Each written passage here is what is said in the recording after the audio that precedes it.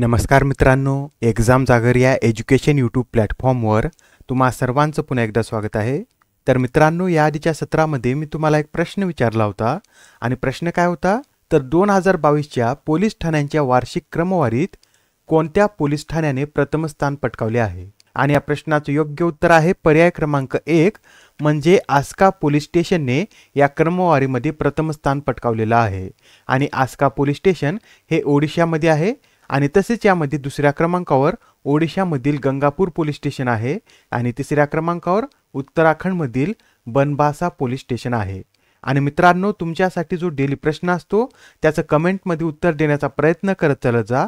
उत्तर चुकलं तरी काय हरकत नाही, कारण ज्यावेळेस तुम्हाला या प्रश्नाचं योग्य उत्तर माहीत होतं त्यावेळेस हे प्रश्न तुमच्या दीर्घकाळापर्यंत लक्षात राहतात. तर आता आजच्या सत्राचा पहिला प्रश्न पहा. आता हे जे क्रिस हिपकिन्स आहेत हे कोणत्या देशाचे 41वे पंतप्रधान बनले आहेत. तर क्रिस हिपकिन्स हे न्यूझीलंड या देशाचे 41वे पंतप्रधान बनलेले आहेत. आणि अलीकडेच आता जॅसिंडा आर्डने यांनी न्यूझीलंडच्या पंतप्रधान पदाचा राजीनामा दिलेला आहे. आणि आता त्यानंतर क्रिस हिपकिन्स हे न्यूझीलंड या देशाचे 41वे पंतप्रधान बनलेले आहेत. आणि क्रिस हिपकिन्स यांच्याविषयी सांगायचं झालं तर ते 2008 मध्ये पहिल्यांदा न्यूझीलंडच्या संसदेत निवडून आले होते. आणि 2020 मध्ये कोरोना महामारीच्या काळात त्यांच्याकडे मंत्री म्हणून कोरोनाशी सामना करण्याची जबाबदारी सोपवण्यात आली होती. आणि तसेच त्यांनी पोलीस मंत्रालय याबरोबरच शिक्षण आणि सार्वजनिक सेवा यासारखी मंत्रालय देखील हाताळलेली आहेत. तर लक्षात राहू द्या, क्रिस हिपकिन्स हे आता न्यूझीलंडचे 41वे पंतप्रधान बनलेले आहेत. आणि न्यूझीलंड हा देश मॅपमध्ये पहा. तुम्हाला आता इथं मॅपमध्ये न्यूझीलंड हा देश दिसत असेल. न्यूझीलंडची राजधानी काय आहे तर वेलिंग्टन ही राजधानी आहे. आणि न्यूझीलंडचं चलन काय आहे तर न्यूझीलंड डॉलर हे न्यूझीलंड या देशाचं चलन आहे. आणि आता प्रश्न क्रमांक दुसरा पहा. आता नुकतेच बाळकृष्ण दोशी यांचे 95व्या वर्षी निधन झालेले आहे. तर ते कोणत्या क्षेत्राशी संबंधित होते. तर आता हे जे बाळकृष्ण दोशी आहेत हे एक वास्तुविशारद म्हणजेच आर्किटेक्ट होते. आणि आता त्यांचं वयाच्या 95व्या वर्षी निधन झालेलं आहे. आणि यांच्याविषयी हे पॉईंट सुद्धा नोट करून घ्या. यांचा जन्म 26 ऑगस्ट 1927 रोजी पुण्यात झाला होता. आणि तसेच त्यांनी मुंबईच्या जे स्कूल ऑफ आर्किटेक्चरमध्ये शिक्षण घेतले होते. आणि 1950च्या दशकात पॅरिसमध्ये दिग्गज वास्तुविशारद ले कार्बुजियर यांच्यासोबत देखील त्यांनी काम केलं होतं. आणि नंतर तेथून भारतात परत आल्यानंतर 1956 मध्ये त्यांनी वास्तुशिल्प या स्टुडिओची स्थापना केली होती. आणि आतापर्यंत त्यांना जे पुरस्कार देण्यात आलेले आहेत ते सुद्धा आपण पाहून घेऊया. तर पहा, 2018 मध्ये त्यांना प्रिझ्गर या पुरस्काराने देखील सन्मानित करण्यात आलेला आहे. आणि प्रिझ्गर हा पुरस्कार मिळवणारे ते पहिले भारतीय व्यक्ती ठरले होते. आणि तसेच 1976 मध्ये भारत सरकारद्वारे त्यांना पद्मश्री आणि 2020 मध्ये पद्मभूषण या पुरस्काराने सन्मानित करण्यात आलं होतं. 2022 मध्ये royal institute of British architects कडून त्यांना रॉयल गोल्ड मेडल या पुरस्काराने सन्मानित करण्यात आलं होतं. आणि आता जे 2023 साठीचे पद्म पुरस्कार जाहीर झालेले आहेत त्यामध्ये त्यांना आता पद्मविभूषण हा पुरस्कार जाहीर झालेला आहे. आणि तसेच त्यांनी वास्तुविशारद म्हणून काही कामं केलेली आहेत ते सुद्धा नोट करून घ्या. यामध्ये त्यांचं कनोरिया सेंटर फॉर आर्ट्स, बेंगलोरमधील इंडियन इन्स्टिट्यूट ऑफ मॅनेजमेंट, इंदूरमधील आरण्य लो कॉस्ट हाऊसिंग आणि तसेच IIM अहमदाबाद याची सुद्धा निर्मिती बाळकृष्ण दोशी यांनीच केलेली आहे. आणि पहा, आताच आपण बघितलेलं आहे की 2023 साठीचे पद्मविभूषण पुरस्कार जाहीर झालेले आहेत. तर आता 2023 मध्ये एकूण किती व्यक्तींना पद्मविभूषण पुरस्कार जाहीर झालेले आहेत. तर 2023 चे पद्मविभूषण पुरस्कार हे एकूण 6 व्यक्तींना जाहीर झालेले आहेत. आणि ते कोण कोण तर नाव नोट करून घ्या. यामध्ये आताच आपण पाहिलेलं आहे बाळकृष्ण दोशी यांना मरणोत्तर हा पुरस्कार जाहीर झालेला आहे आणि ते गुजरात या राज्याचे आहेत. आणि तसेच यामध्ये महाराष्ट्राच्या झाकीर हुसेन यांना कला या क्षेत्रासाठी पद्मविभूषण पुरस्कार जाहीर झालेला आहे. आणि कर्नाटकचे SM कृष्णा यांना पब्लिक अफेअर्स, तसेच पश्चिम बंगालचे दिलीप महालनाबिस यांना वैद्यकीय क्षेत्रासाठी, आणि अमेरिकेचे श्रीनिवास वर्धन यांना विज्ञान आणि अभियांत्रिकी, आणि उत्तर प्रदेशचे मुलायम सिंह यादव यांना पब्लिक अफेअर्स या फील्डमधील त्यांच्या कार्यासाठी पद्मविभूषण या पुरस्काराने सन्मानित करण्यात आलेला आहे। आणि यावेळेसचे जे 6 पद्मविभूषण पुरस्कार आहेत त्यापैकी 3 पद्मविभूषण पुरस्कार हे मरणोत्तर देण्यात आलेले आहेत आणि 1 पद्मविभूषण पुरस्कार हा भारतीय वंशाच्या अमेरिकन व्यक्तीस देण्यात आलेला आहे। आणि तसेच आता हे जे दिलीप महालनाबिस आहेत यांच्याविषयी महत्त्वाचा पॉइंट नोट करून घ्या। तर दिलीप महालनाबिस यांनी ORSच्या फॉर्म्युल्याची निर्मिती केली होती। आणि याबरोबरच आता हे जे पद्म पुरस्कार आहेत याविषयीचे काही महत्त्वाचे पॉइंट आपण पाहून घेऊया। तर पहा, भारत सरकारने 1954 मध्ये भारतरत्न आणि पद्मविभूषण या 2 नागरी पुरस्कारांची स्थापना केली होती। आणि त्यानंतर जे पद्म पुरस्कार आहेत यांना 3 विभागामध्ये विभागण्यात आलं होतं आणि ते 3 विभाग कोणते होते तर प्रथम श्रेणी, द्वितीय श्रेणी आणि तृतीय श्रेणी अशा 3 विभागामध्ये हे पद्म पुरस्कार विभागण्यात आले होते। आणि 1955 मध्ये या श्रेणींना पद्मविभूषण, पद्मभूषण आणि पद्मश्री असे नाव देण्यात आलेले आहेत। आणि आता हा जो पुरस्कार आहे हा पुरस्कार देण्यासाठी एक समिती स्थापन करण्यात येते आणि या समितीची स्थापना पंतप्रधानांद्वारे दरवर्षी करण्यात येते। तर ठीक आहे, एवढे पॉइंट नोट करून घेतले असतील। तर आता प्रश्न क्रमांक 14 पहा। आता पहा, पद्म पुरस्कारामध्ये पद्मभूषण हे पुरस्कार सुद्धा जाहीर झालेले आहेत। तर आता हे जे पद्मभूषण पुरस्कार आहेत हे किती महाराष्ट्रीयन व्यक्तींना जाहीर झालेले आहेत तर पद्मभूषण पुरस्कार हे 3 महाराष्ट्रीयन व्यक्तींना जाहीर झालेले आहेत। आणि ते 3 महाराष्ट्रीयन व्यक्ती कोण कोण आहेत तर नोट करून घ्या। कुमार मंगलम बिर्ला यांना व्यापार आणि उद्योग या क्षेत्रामध्ये हा पुरस्कार देण्यात आलेला आहे।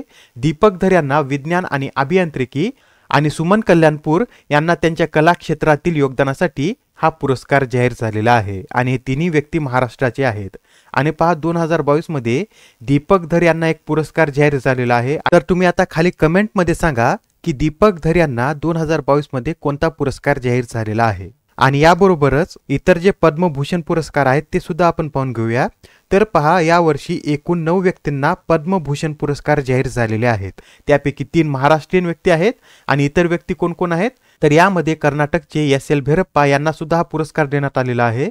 आणि SL भैरप्पा हे साहित्य आणि शिक्षण या क्षेत्राशी संबंधित आहेत। तसेच तामिळनाडूच्या वाणी जयराम ज्यांना आधुनिक भारताच्या मीरा म्हणून ओळखलं जातं त्यांना त्यांच्या कला क्षेत्रातील योगदानासाठी हा पुरस्कार जाहीर झालेला आहे। आणि तसेच स्वामी चिन्नाजीआर यांना सुद्धा हा पुरस्कार जाहीर झालेला आहे आणि हे तामिळनाडूचे आहेत आणि ते अध्यात्माशी संबंधित आहेत। आणि कपिल कपूर यांना त्यांच्या साहित्य आणि शिक्षण क्षेत्रातील योगदानासाठी हा पुरस्कार जाहीर झालेला आहे आणि ते दिल्लीचे रहिवासी आहेत। तसेच सुधा मूर्ती यांना त्यांच्या नागरी सेवेसाठी हा पुरस्कार जाहीर झालेला आहे आणि सुधा मूर्ती या कर्नाटकच्या आहेत। आणि याबरोबरच तेलंगणाचे कमलेश डी पटेल यांना सुद्धा त्यांच्या अध्यात्मवादामधील त्यांच्या योगदानासाठी पद्मभूषण पुरस्कार जाहीर झालेला आहे। आणि पाहता जे पद्मभूषण पुरस्कार आहेत यामध्ये 2 महिलांचा सुद्धा समावेश आहे आणि त्या कोण कोण आहेत तर वाणी जयराम आणि सुधा मूर्ती या त्या 2 महिला आहेत। आणि आता प्रश्न क्रमांक 5 पहा। आता पहा, हे जे पद्म पुरस्कार आहेत यामध्ये सर्वाधिक पुरस्कार हे कोणत्या राज्यातील व्यक्तीने पटकावलेले आहेत तर सर्वाधिक पद्म पुरस्कार हे महाराष्ट्र राज्याच्या व्यक्तीने पटकावलेले आहेत। आणि यामध्ये महाराष्ट्र राज्याच्या व्यक्तीने 1 पद्मविभूषण, 3 पद्मभूषण आणि 8 पद्मश्री अशा प्रकारे एकूण 12 पद्म पुरस्कार मिळवलेले आहेत। आणि आता आपण पद्मविभूषण आणि पद्मभूषण मिळवणारे महाराष्ट्रीयन व्यक्ती पाहिलेले आहेत। आता हे जे 8 पद्मश्री मिळवणारे व्यक्ती आहेत ते सुद्धा पाहून घेऊया। तर पहा, यामध्ये भिकू रामजी इदाते यांचा समावेश आहे, हे समाज कार्याशी संबंधित आहेत। राकेश राधेश्याम झुंझुनवाला हे व्यापार आणि उद्योगाशी संबंधित आहेत आणि यांना मरणोत्तर पद्मश्री पुरस्कार जाहीर झालेला आहे। आणि परशुराम कोमाजी खुने हे कला क्षेत्राशी संबंधित आहेत। प्रभाकर भानुदास मांडे हे साहित्य आणि शिक्षण क्षेत्राशी संबंधित आहेत।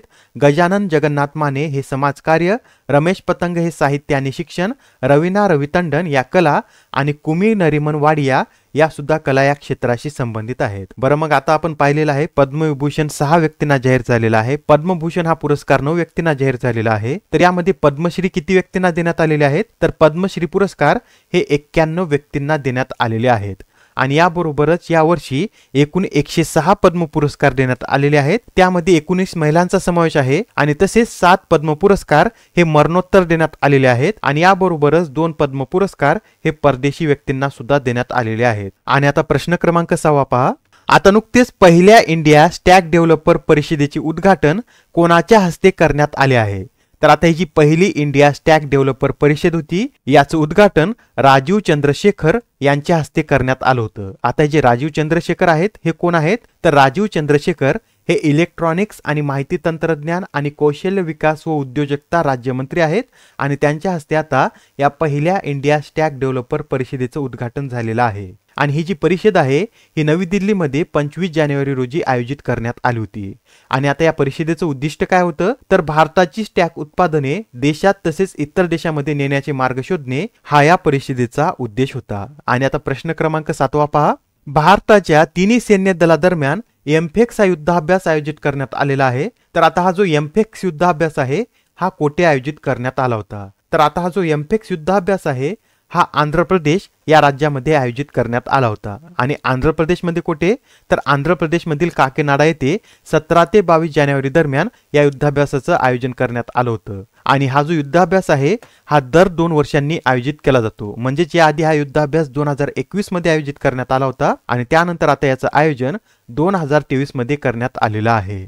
आणि हा जो युद्धाभ्यास आहे हा भारताच्या तिन्ही सैन्य दलादरम्यान आयोजित केला जातो। आणि आता सध्या तिन्ही सैन्य दलाचे प्रमुख कोण आहेत तर नोट करून घ्या। नौदल प्रमुख आहेत ॲडमिरल आर हरिकुमार, हवाई दल प्रमुख आहेत एअर मार्शल विवेक राम चौधरी आणि लष्कर प्रमुख कोण आहेत तर जनरल मनोज पांडे हे लष्कर प्रमुख आहेत। आणि आता प्रश्न क्रमांक 8 पहा, आता अलीकडेच आयोजित करण्यात आलेल्या national sports club of India snooker open crown 2023 चे विजेतेपद कोणी पटकावले आहे तर आता हा जो national sports club of India snooker open crown आहे याचं विजेतेपद हे लक्ष्मण रावत यांनी पटकावलेलं आहे। आणि लक्ष्मण रावत यांनी आदित्य मेहता यांना हरवून ही स्पर्धा जिंकलेली आहे। आणि आता ही जी स्पर्धा आहे याचं आयोजन कोणाद्वारे करण्यात येतं तर national sports club of India द्वारे या NSCI स्नूकर ओपन क्राउन स्पर्धेचं आयोजन करण्यात येतं। आणि आता प्रश्न क्रमांक 9 पहा, आता पहा हा प्रश्न अत्यंत महत्त्वाचा आहे। यामध्ये काय विचारलेलं आहे तर टाटा पॉवरने हाऊसिंग सोसायटीसाठी भारतातील पहिला सोलर प्लांट कोणत्या शहरात उभारला आहे तर आता हाऊसिंग सोसायटीसाठी भारतातील पहिला सोलर पॉवर प्लांट हा मुंबई या शहरामध्ये उभारण्यात आलेला आहे। आणि हा पॉवर प्लांट कोणत्या कंपनीने उभारलेला आहे तर टाटा पॉवर या कंपनीने उभारलेला आहे। आणि आता आजच्या सत्रामधील शेवटचा प्रश्न पहा, राष्ट्रीय मतदार दिवस दरवर्षी कधी साजरा केला जातो तर राष्ट्रीय मतदार दिवस हा दरवर्षी 25 जानेवारी रोजी साजरा केला जातो। आणि यावेळेचा हा कितवा राष्ट्रीय मतदार दिवस होता तर यावेळेचा हा 13वा राष्ट्रीय मतदार दिवस होता। आणि तसेच यावेळेची याची थीम काय होती तर nothing like voting I vote for sure अशी यावेळेची या दिवसाची थीम होती। आणि तसेच आता या राष्ट्रीय मतदार दिवशी ऑल इंडिया रेडिओ वृत्त सेवा विभागाला मतदार जागृतीतील उत्कृष्ट योगदानासाठी राष्ट्रीय पुरस्काराने सन्मानित करण्यात आलेलं आहे। आणि याबरोबरच हे सुद्धा लक्षात राहू द्या 25 जानेवारी रोजी राष्ट्रीय पर्यटन दिवस सुद्धा साजरा करण्यात येतो। आणि आता आजच्या सत्रामधील तुमच्यासाठीचा प्रश्न पहा, कोणता जिल्हा हा आदिवासींच्या कागदपत्रांचे डिजिटायझेशन करणारा देशातील पहिला जिल्हा ठरला आहे। आता या प्रश्नाचं उत्तर कमेंटमध्ये देण्याचा प्रयत्न करा। उत्तर चुकलं तरी काय हरकत नाही, कारण ज्यावेळेस तुम्हाला या प्रश्नाचं योग्य उत्तर माहित होतं त्यावेळेस हे प्रश्न तुमच्या दीर्घकाळापर्यंत लक्षात राहतात। तर आता पुढच्या सत्रामध्ये पुन्हा भेटूया। धन्यवाद।